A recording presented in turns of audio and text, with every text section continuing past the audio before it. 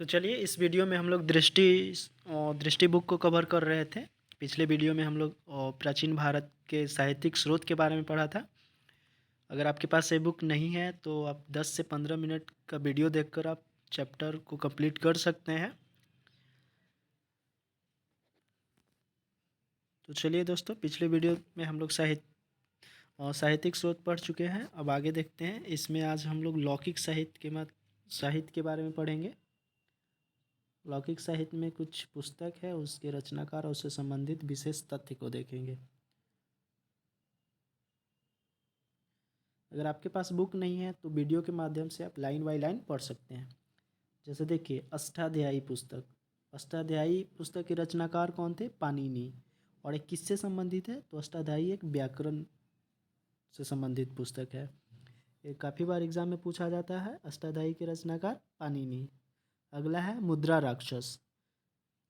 मुद्रा राक्षस को किसने लिखा था? विशाख दत्त। इसमें किस चीज़ का वर्णन है? तो मौर्य काल के बारे में पर्याप्त जानकारी मिलती है। तो मुद्रा राक्षस मौर्य काल से। अगला है महाभाष्य। अष्टाध्यायी पर टीका है महाभाष्य किसके द्वारा लिखा गया है? पतंजलि के द्वारा। और पतंजलि किस वंश से संबंधित है? पुष्पमित्र शुंग, यानी कि शुंग वंश से संबंधित है। और इसमें महाभाष्य में पुष्पमित्र शुंग के बारे में जानकारी मिलता है।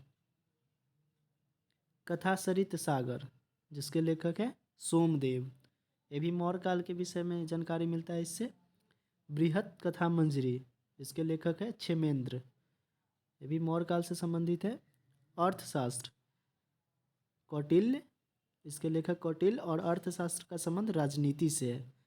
ये भी मौर्य काल से संबंधित है। अर्थशास्त्र को विष्णुगुप्त और चाणक्य के नाम से भी जाना जाता है। इसका बचपन का नाम विष्णुगुप्त था, याद रखिएगा।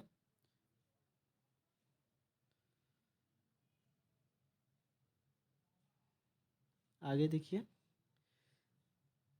नीतिसार के लेखक कामंदक।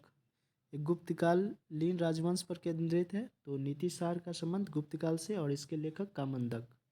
अगला है मालविका अग्निमित्रम। तो इसके लेखक कालिदास। एवं शुंग वंश से संबंधित है। मृच्छकटिकम क्षुद्रक, गुप्तकालीन समाज का वर्णन। हर्षचरित बाणभट्ट, हर्ष की उपलब्धियों का वर्णन। रामचरित संध्याकर नंदी, रामचरित के लेखक संध्याकर नंदी। ये बंगाल के शासक रामपाल का जीवन कथा है इसमें। अगला है पृथ्वीराज रासो, चंद्रवर ताई। इसमें पृथ्वीराज चौहान की उपलब्धियों का वर्णन किया गया है। राजतरंगिणी के लेखक कल्हण है, जो कि कश्मीर के राजवंशों का जानकारी मिलता है इससे। आगे देखते हैं साहित्य और साहित्यकार। हितोपदेश नारायण पंडित, पंचतंत्र विष्णु शर्मा, कीर्तार्जुनीयम भारवी। शिशुपाल वध के लेखक कौन है? साहित्यकार कौन है? तो माघ, याद रखिएगा माघ। स्वप्नवास दत्ता बास। कर्पूर मंजरी काव्य मीमांसा और भुवन कोश। कर्पूर मंजरी काव्य मीमांसा और भुवन कोश के लेखक साहित्यकार राजशेखर हैं। चलिए आगे देखते हैं। कामसूत्र के वात्स्यायन, ब्रह्मा सिद्धांत ब्रह्मागुप्त, उत्तर रामचरित भवभूति। और हम लोग रामचरित का देखें संध्याकर नंदी, और उत्तर रामचरित रहे तो भवभूति। अमरकोश अमरसिंह, अब कालिदास के प्रमुख रचना है। और मेघदूतम, ऋतुसंहार, रघुवंशम, अभिज्ञान शकुंतलम। कालिदास तो मोस्ट इम्पोर्टेंट है, यहाँ से क्वेश्चन हमेशा आता है। तो मेघदूतम, ऋतुसंहार, रघुवंशम, अभिज्ञान शकुंतलम कालिदास की रचना है। बृहत संहिता और पंच सिद्धांतिका, ये बराह मिहिर का है। चलिए आगे देखते हैं। सूर्य सिद्धांत और आर्यभट्टियम, ये आर्यभट्ट के रचना है। मैथिली कल्याण, विक्रांत कौरव, अंजना पवनंजय, सुभद्रा, ये आपका हस्तिमल है। ठीक है, अगला देखते हैं मालती माधव भवभूति। अब देखते हैं यूनान एवं रोम के लेखक। यूनान एवं रोम के लेखक। हेरोडोटस, जिसको हेरोडोटस को इतिहास का पिता कहा जाता है, इसने 5वीं सदी ईसा पूर्व हिस्टोरिका की रचना की थी। तो हेरोडोटस को इतिहास का पिता कहा जाता है और हिस्टोरिका पुस्तक को किसने लिखा था? हेरोडोटस ने। सिकंदर के साथ आने वाले लेखक थे निरियाकस, आनेसिर्किटस और आरिस्टिबुलस। ये पूछा जाता है क्वेश्चन कि सिकंदर के साथ कौन कौन से लेखक आए थे, तो 3 आया था, निरियाकस, आनेसिर्किटस और आरिस्टिबुलस। ठीक है, इसको याद रखिएगा।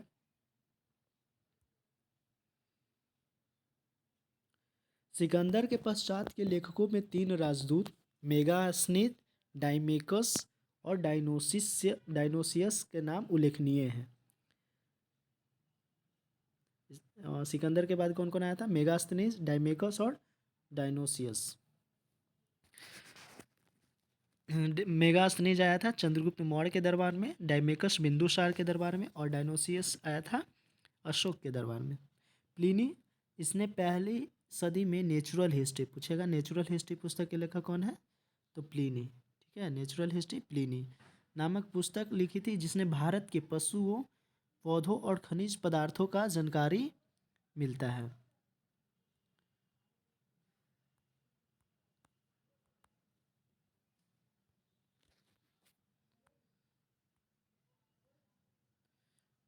चलिए आगे देखते हैं। टॉलमी की पुस्तक जियोग्राफी और किसी अज्ञात लेखक की पुस्तक पेरिपल्स ऑफ द एरिथ्रियन सी महत्वपूर्ण है। इसने भारत के भूगोल तथा व्यापारिक वस्तुओं के बारे में जानकारी मिलता है। तो जियोग्राफी टॉलमी की पुस्तक है और पेरिपल्स ऑफ द एरिथ्रियन सी इसके लेखक अज्ञात है, इसके बारे में अभी पूर्ण रूप से जानकारी नहीं मिलता है। करीब 80 ईस्वी में हिंद महासागर की यात्रा पे आए थे। चलिए आगे देखते हैं। आगे है चीनी यात्रियों का विवरण। फाहियान या 5वीं सदी के प्रारंभ में चंद्रगुप्त द्वितीय, जिसको विक्रमादित्य भी बोला जाता है, के शासनकाल में भारत आया। इसने भारतीय समाज, यहाँ की संस्कृति एवं आर्थिक स्थिति पर प्रकाश डाला। तो फाहियान किसके समय में आया था? तो चंद्रगुप्त द्वितीय के समय में, बस इतना याद रखिएगा। उसके बाद हेनसेंग, ये 7वीं सदी में आया था, हर्षवर्धन के समय में आया था और इसकी यात्रा वृत्तांत या रचना सीयूकी के नाम से जाना जाता है। सीयूकी याद रखिएगा। फाहियान 5वीं शताब्दी में और ये चंद्रगुप्त द्वितीय के समय में, जबकि हेनसेंग 7वीं शताब्दी में हर्षवर्धन के समय में और इसकी रचना या यात्रा वृत्तांत के नाम से जाना जाता है, सीयूकी के नाम से जाता है। इसके बाद इत्सिंग, ये भी 7वीं सदी के अंत में भारत आया। इसने अपने विवरण में नालंदा विश्वविद्यालय, विक्रमशिला विश्वविद्यालय तथा अपने समय के भारत का वर्णन किया है। अब देखते हैं अरब यात्रियों का विवरण। इसमें सबसे पहले अलबरूनी का नाम आता है, जिसको अबू रेहान के नाम से भी जानते हैं। यह 11वीं सदी के महमूद गजनबी के साथ भारत आया था। अरबी में लिखी गई उसकी कृति तहकीके हिंद या किताबुल हिंद आज भी इतिहासकारों के लिए एक महत्वपूर्ण स्रोत है। तो तहकीके हिंद या किताबुल हिंद, इसी को भारत का खोज भी बोला जाता है, कि लेखक याद रखिएगा अलबरूनी और ये महमूद गजनबी के समय में भारत आया था। और तहकीके हिंद को सबसे पहले अंग्रेजी में अनुवाद किसने करवाया था? तो एडवर्ड सच्चाऊ ने। इतना पॉइंट्स आप अलबरूनी से याद रखिएगा। अगला है इबन बतूता। इबन बतूता ये भी पूछा जाता है, मोरक्को का रहने वाला था। आपको पूछा जाता है कि कहाँ का रहने वाला था? मोरक्को का। इसके द्वारा लिखा गया यात्रा वृत्तांत रेहला, जो कि अरबी भाषा में है, रेहला जो कि अरबी भाषा में है, 14वीं शताब्दी में भारतीय उपमहाद्वीप के सामाजिक सांस्कृतिक जीवन के विषय में जानकारी देता है। सुल्तान मोहम्मद बिन तुगलक ने उसे दिल्ली में काजी के पद पर नियुक्त किया। बाद में उसे अपना राजदूत बनाकर चीन भेजा। तो इबन बतूता, इससे पॉइंट याद रखिएगा, यह मोरक्को का रहने वाला था और इसके पुस्तक का नाम था रेहला, जो कि अरबी भाषा में था। और यह किसके समय में आया था? मोहम्मद बिन तुगलक के समय में, लगभग 1333 ईस्वी के आसपास। चलिए आगे देखते हैं। साहित्यिक स्रोत इतना ही था। अब हम लोग देखते हैं पुरातात्विक स्रोत। हम लोग पढ़ रहे थे कि प्राचीन भारत के इतिहास को, हम लोग प्राचीन इतिहास के बारे में हम लोग जानकारी कैसे प्राप्त होता है। पहले हम लोग देखें कि साहित्यिक स्रोत के माध्यम से भी और भारतीय इतिहास को, प्राचीन इतिहास को समझ सकते हैं। दूसरा, पुरातात्विक स्रोत का सहारा लेते हैं भारतीय प्राचीन इतिहास को समझने के लिए। तो आइए पुरातात्विक स्रोत में पहला देखते हैं अभिलेख। अभिलेख के, एक मिनट, अगला देखते हैं अभिलेख।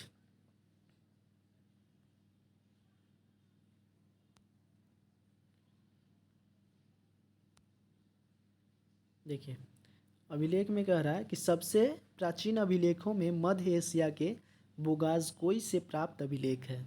ठीक है, लगभग 1400 ईस्वी के समय में 1400 ईसाई पूर्व के समय की बात है। इसमें बोगाज़कोई अभिलेख इसलिए इम्पोर्टेंट है क्योंकि इसमें 4 देवताओं का उल्लेख मिलता है। वैदिक देवता का नाम इसमें वर्णित है, मित्र, वरुण, इंद्र और नासत्य। याद रखिएगा कि बोगाज़कोई जो कि मध्य एशिया से प्राप्त हुआ है लगभग 1400 ईसा पूर्व, इसमें 4 वैदिक देवता का नाम मिलता है, मित्र, वरुण, इंद्र और नासत्य। ठीक है, मित्र, वरुण, इंद्र और नासत्य। इनके ऋग्वेद की तिथि ज्ञात करने में इनसे जो ऋग्वेद की तिथि है वो ज्ञात करने में मदद मिलती है। भारत पे सबसे प्राचीन अभिलेख अशोक के हैं जो कि लगभग 300 ईसा पूर्व के हैं।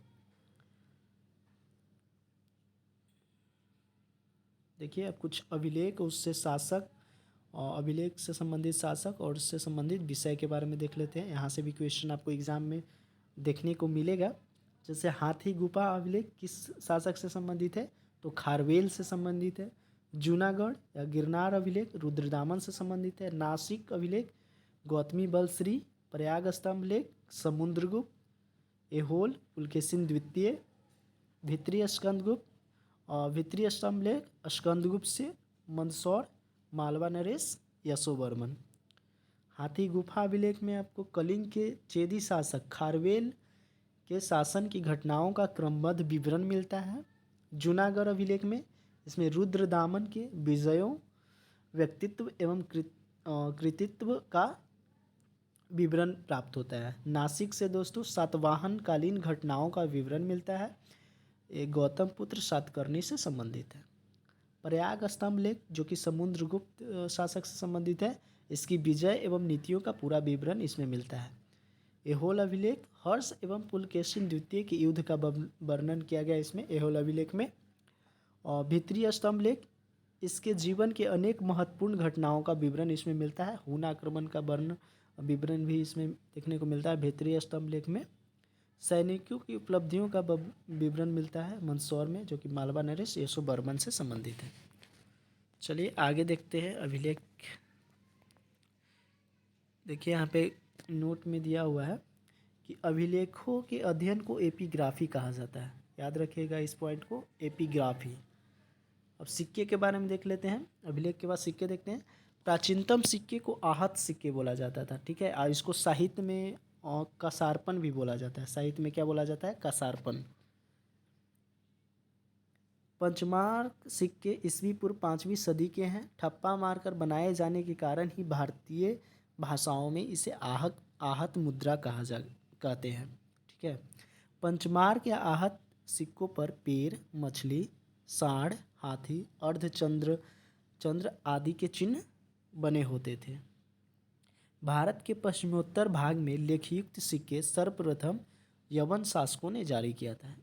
याद रखिएगा कि सिक्कों पर लेख लिखने का सबसे पहले काम किसने किया था? तो यवन शासकों ने किया था। सब क्वेश्चन आपको एग्जाम में देखने को मिल सकता है। सिक्कों का अध्ययन क्या कहलाता है? न्यूमेस्मेटिक्स।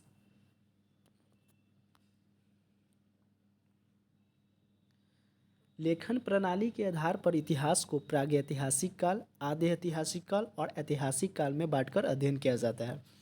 इतिहास और प्राचीन इतिहास को भी लेखन प्रणाली के आधार पर 3 भाग में बांट सकते हैं: प्रागैतिहासिक काल, आद्य ऐतिहासिक और ऐतिहासिक। देखिए, जिस काल में संपूर्ण अध्ययन पुरातात्विक स्रोतों पर ही निर्भर है, अर्थात जिस काल में लिपि का विकास नहीं हुआ है, उसे प्रागैतिहासिक काल कहते हैं। ठीक है, मतलब जिस काल में केवल और केवल उसका पुरातात्विक स्रोत पर ही निर्भर है, लिपि का विकास नहीं है, उसको नहीं पढ़ सकते हैं, तो वो प्रागैतिहासिक काल होगा। आद्य ऐतिहासिक में क्या है? तो आदि इतिहास से तात्पर्य उस कालखंड से है जिसमें लिपि तो थी किंतु अभी तक पढ़ी नहीं जा सकी। जैसे हड़प्पा काल आदि ऐतिहासिक काल है, इसमें तो लिपि कुछ तो बना रहता है लेकिन उस आज तक इतिहासकार अभी तक नहीं पढ़ पाया। तो हड़प्पा काल कैसी सभ्यता है? आदि ऐतिहासिक कालखंड के अंतर्गत आएगा। जिस काल में लिपि का विकास हो गया और लेखन प्रणाली परिपक्व हो चुकी है उसे ऐतिहासिक काल कहते हैं। जैसे बौद्ध धर्म में, जैन धर्म में सब क्या है, ये सब ऐतिहासिक काल के अंतर्गत आता है। तो नेक्स्ट वीडियो में हम लोग देखेंगे प्राग ऐतिहासिक काल, जिसमें पुरापाषाण काल, मध्यपाषाण काल, ताम्रपाषाण काल इत्यादि के बारे में देखेंगे। तो ठीक है दोस्तों, मिलते हैं नेक्स्ट वीडियो में।